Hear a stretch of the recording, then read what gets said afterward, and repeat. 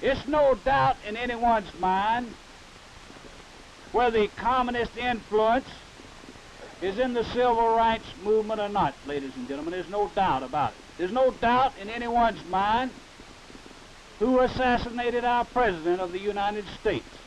A communist, ladies and gentlemen.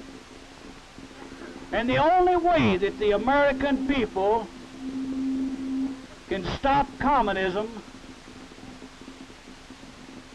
is to start mass demonstrations against the demonstrations that you're having in this city here tonight.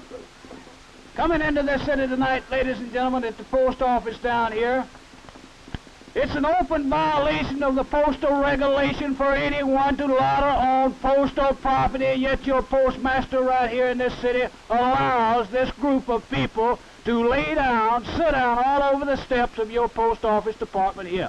The people of this city should move them.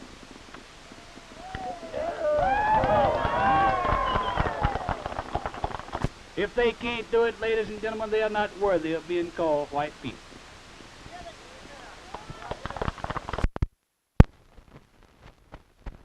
Crucifiers, the same nature that was in the hearts and lives of those that stood around the cross of Jesus Christ, that same nature that wanted to destroy good, that wanted to destroy purity, they are out to destroy, they're out to crucify our school system that we have in this country.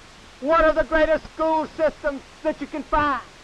And yet this bunch of crucifiers are out to crucify and destroy our school system so that the children will not have that opportunity to be taught the ways of the American life. And not only that, much could be said on these things, but I'm just hastening by and mentioning these things that you might know that that same evil spirit that's out to crucify is still working today. It may be your next door neighbor. It may be the teacher in the school. It may be the professor. Or it may be a student. But there's people who possess within their very beings that same nature that they had around the foot of the cross. To crucify, they said to Pilate, when they asked, what shall we do with Jesus, which is called Christ? They said, Christ. Georgia, Calvin Craig, the Grand Dragon, United Clans of America, the realm of Georgia. Friends and neighbors, first of all, did everyone get a piece of this literature here tonight? This concerns the emergency final death notice of our republic. Did you get a piece? If you didn't, please hold up your hand. There will be someone to bring a piece by. If you didn't get a piece, please see if these men get a piece. North Carolina tonight. On the way up here, I told a fellow companion that 100 years ago, my father fought in the Confederacy for the state of North Carolina. Today, I'm speaking up here in North Carolina for the American people.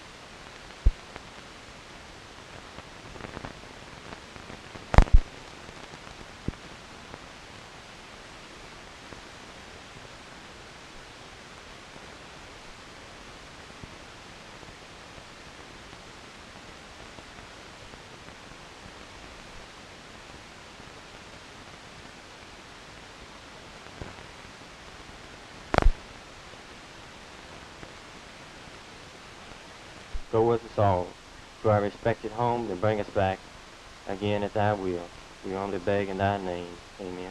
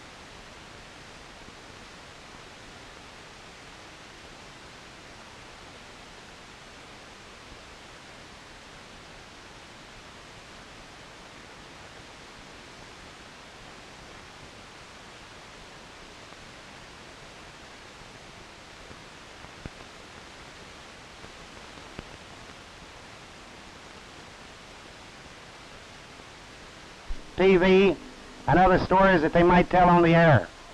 Our best expression is in a reading which goes like this. Out of the sacred pages of our dear old Bible comes a sad, sweet story of Calvary's rugged but holy cross. This cross is a sign of the Christian religion, sanctified and made holy nearly 19 centuries ago by the suffering and blood of 50 million martyrs who died in the most holy faith. This cross stands in every clavern of the United Klan, Knights of the Ku Klux Klan, as a constant reminder that Christ is our criterion of character, and his ruling our lifeblood, bought holy, sanctified, and sublime. This cross was once the sign of ignominy and disgrace, but being bathed in the blood of the lowly Nazarene, it has become a symbol of faith, hope, and love. It inspired the Crusaders in their middle centuries in their perilous attempt to rescue the Holy Land from the most heathen Turk, and is being used today to rally the forces of Christianity against the ever-increasing horde of Antichrist and the principles of pure Americanism. As light drives away darkness and gloom, so a knowledge of the truth dispels ignorance and superstition. As fire purifies gold, silver, and precious stones, but destroys wood, hay, and stubble, we mean to cleanse and purify our virtues by the fire of the cross. Look upon this sublime symbol, or sit in its holy light.